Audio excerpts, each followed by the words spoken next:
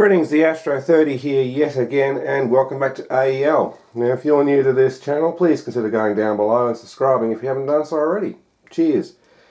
Today, this is going to be a short video because I want to test what the output voltage is at different frequencies with this FG-100 DDS function generator.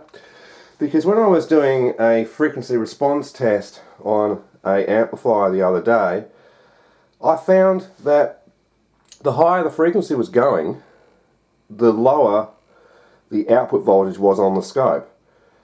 Which was weird because when I did a sound test on said amplifier, well, I could hear all the high frequencies just fine. So it wasn't rolling off after 1 kilohertz, otherwise it would have sounded lack of highs.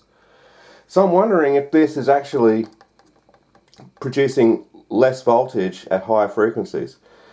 And I've never actually done this test before with this thing, so I'm going to put the output onto an oscilloscope. I'm going to play around with the frequencies. I'll start at 1 kilohertz and I'll set my amplitude so that we can see the trace on the screen between two sets of gradicules, so we can get a baseline of what the voltage is.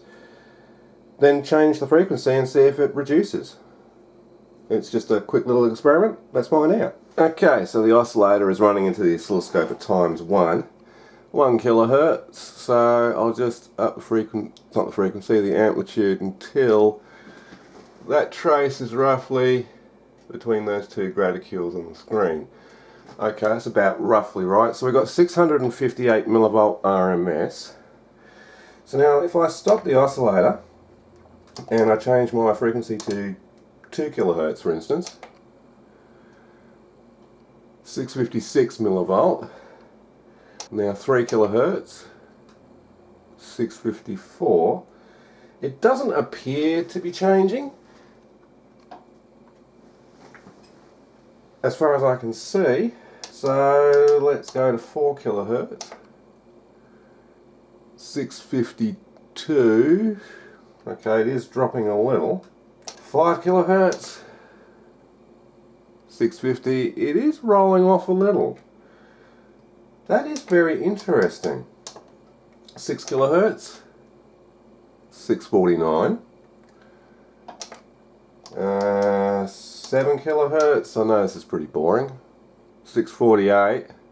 Yeah, okay. It is starting to, excuse my arm, it is starting to roll off.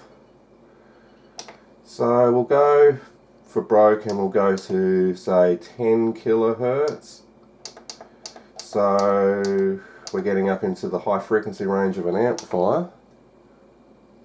Look at that, 647. It is reducing. So let's go to 15 kilohertz, which is about the maximum of my hearing anyway. 646, but it's not as dramatic as the amplifier was doing, which is interesting. Okay, so let's go for 20 kilohertz and see if there's a difference. Not by much. Okay.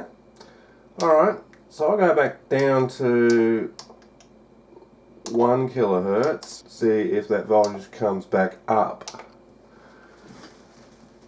to where it was.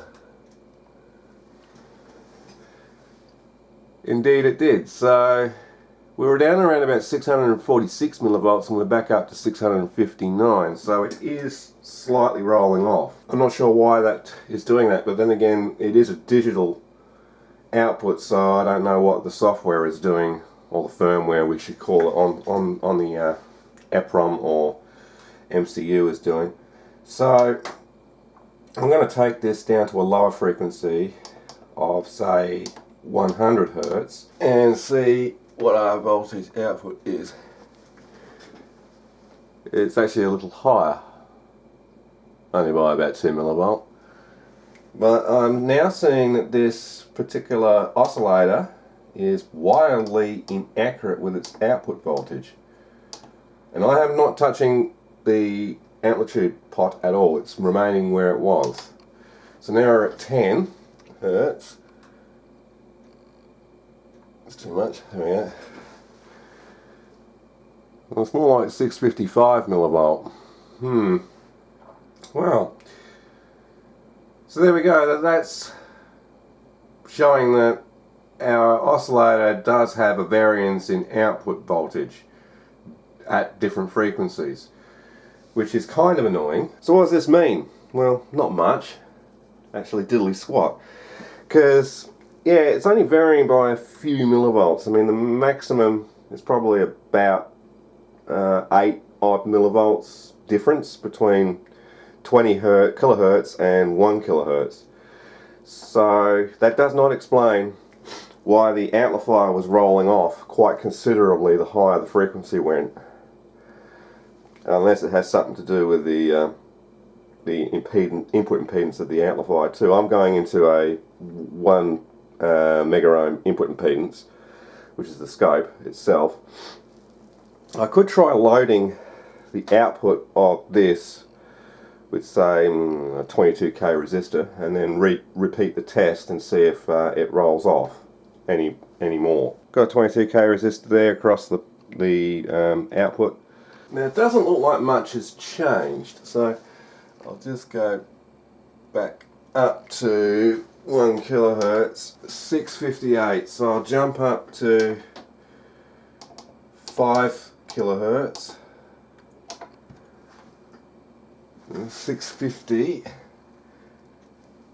Okay, go up to 10 kilohertz, 646. Yeah, okay. Go up to 15 kilohertz, 646. So it's actually rolled off 10 millivolts or so.